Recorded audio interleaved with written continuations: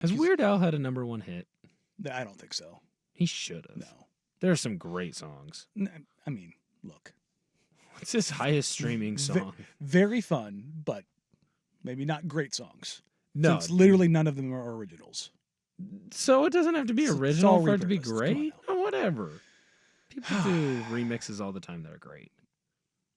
The remix to Ignition. Hopping fresh out the kitchen. There you go. So there you go. Right there. Back on track. 2024 Heisman Trophy odds. In the least surprising fashion, Ashton Jeanty leads all players currently in the country at plus 230 heading into this week. Fresh on his heels, though, is Oregon quarterback Dillon Gabriel at plus 260.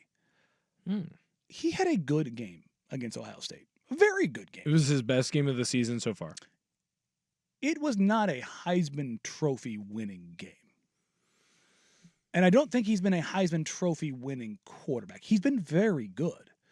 What we're talking about with Travis Hunter and Ashton Jeanty is otherworldly. And Travis Hunter has fallen down because injury. He got hurt and he missed the second half of the K-State game. And so everybody freaked out. And weirdly enough, his odds are now at plus 600.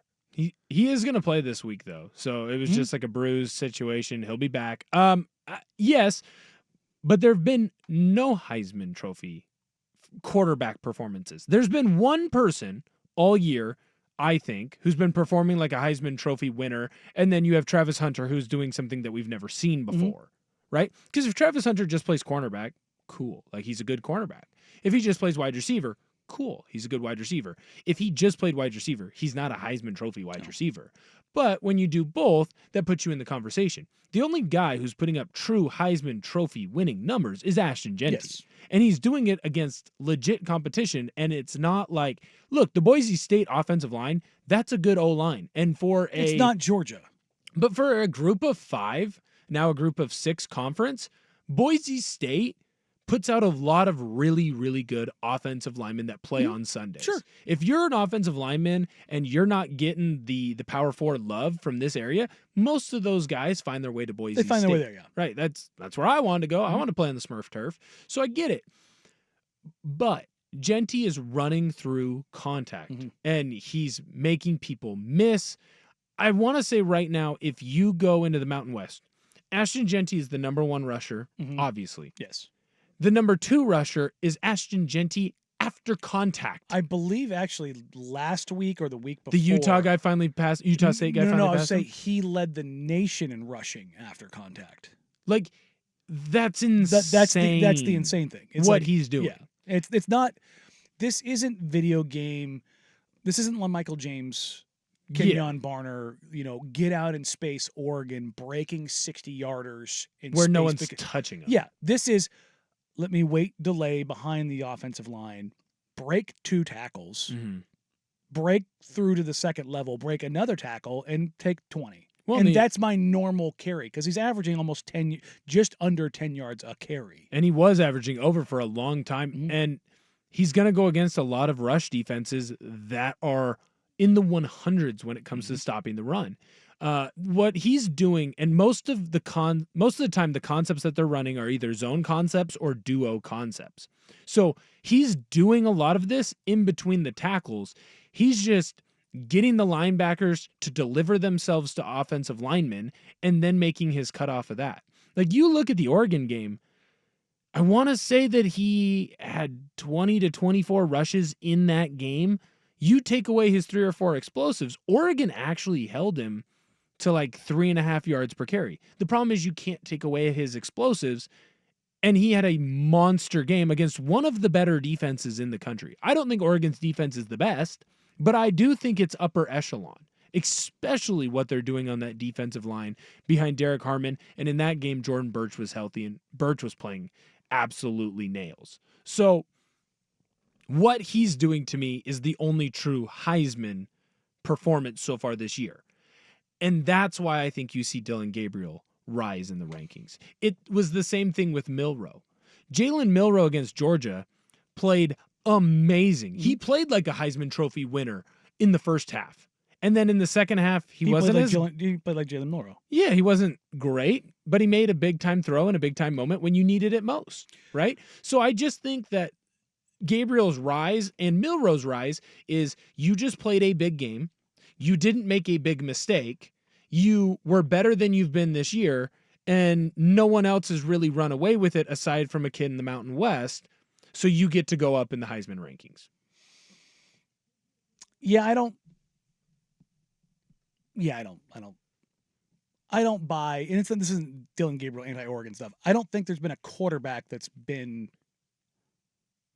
worthy of being on the same line.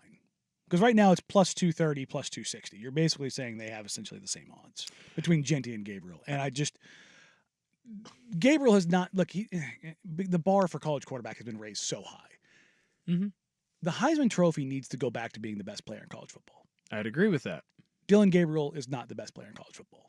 Not right now. I would imagine that there are probably 15 to 20 players better than Dillon Gabriel in college football. And that's totally fine. And again, that's not a shot at him. He's very good. He's very good. He's very good. Yeah, I might make the argument he's not the most valuable player on that team. Again, that's my point. And it's not taking a shot at him. No, very good. It's become very good. The Heisman Trophy has become this quarterback award. And it's like there's been so many years in Ndamukong Suh. You just kind of go back and you look at like the number of times when the Heisman Trophy, when it went to Reggie Bush, he was the best player. He was the best player in college football. When it went to Tim Tebow, it's the best player in college football. When it went to Charles Woodson, it was the best player in college football. The reason you see like the Nissan Heisman House, right? That commercial. Look at the guys that are in that commercial. More often than not, the guys they have in that commercial are the guys that when they won Heisman, like think about the number of Heismans in the past 15 years that just like they were great, but do you go, that was the best player in college football? Or do you say that was the best player on the best team? Yeah, I mean, I think probably the last one that really stands out to me in that way would probably be Lamar Jackson, just because that Louisville team was elevated not the best. Well, yeah. Jaden Daniels, like, and USC was in the conversation when Caleb won his, but they weren't the best team in college football. But again, you understand what I'm saying? Like, yes, and where there's I get what you're saying. The proliferation, particularly of offensive players and quarterbacks in college.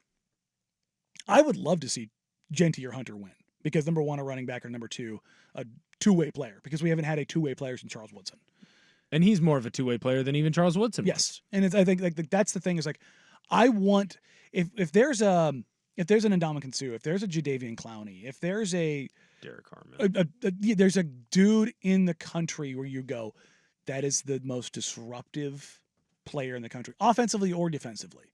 Like when Randy Moss, even at Marshall, you're just like, oh sweet Jesus, what is this? Like and I don't care what school they go to. And honestly, I would actually be okay if Travis Hunter, let's say, stays healthy, and that's the only time he misses that. And Colorado finishes with like 6 wins. But he keeps doing what he's been doing.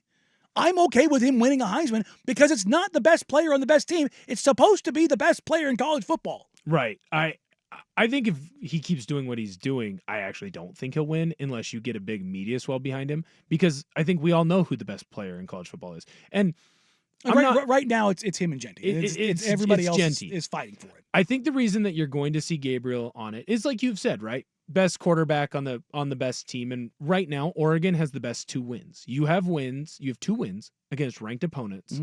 Now, to be fair, they were both at your own house, and I'm not taking a shot at Dillon Gabriel. I think Derek Harmon is the most important player on that team. Sure. With what he's able to do in the middle of that defense and stop the run, but also get pressure on a quarterback. And I'm biased towards O&D linemen. Sure. I just am. That's the position that I played. That's the position I went against. Look, if you have a greater appreciation a Joe for Thomas that comes out, like you get that generation of the Orlando Paces of the world. Right. When you get a guy, an offensive left tackle, Penei Sewell, like it's just so unbelievably good. Right. I would like to see them win it. It'll never happen. You don't get stats as an O-lineman. It'll never happen. No. And Harmon, he won't get enough stats to do that. But if you are watching Oregon defensive film, the Ndamukong Suh season, that's where the one where you go, yeah, okay. Right. Everyone is focused on how do you slow down. I mean, that dude gets double teamed every single play, and he's still murdering people. But I think the reason why you see Gabriel at what he is like you've said, best quarterback right now on the best team. and Quinn Ewers, who is probably the best quarterback on the real best team in Texas, at least Yes. what they've shown. Look, if Quinn consistently. Ewers is healthy, had he not He missed missed time, 2 games. he's the guy I think that is the quarterback that's above everybody else. Right. I think Gabriel is there because you also look at the schedule. Mhm. And you go down that schedule, you still have to play Illinois. That's a ranked team. Mhm. You're going to play Michigan, who I don't think they'll be ranked when you play them, but it's Michigan and it's on the road. It still has that. Yeah. You're going to play in Camp Randall at the end of November, so there's going to be snow, right? You're going to play UW in a rivalry game, which UW might not be as good as they've been in the But they've past, been but feisty. that's still a game that's going to matter. And then you're probably going to get Ohio State again, and if you don't, you're going to get Penn State Mhm. in the Big Ten championship title, yeah. game. So I think what they're looking at is he's going to have a bunch of nationally televised games, and if Oregon can look like they did on Saturday and run the table, or even if they have one blemish, but it's close, just like Ohio State has a Mhm. blemish right now, there's a world where you can put Dillon Gabriel in as the Heisman if Ashton Genty takes a step back or something of that nature. So No, that's just kind of why I think he's where he's at. 100%.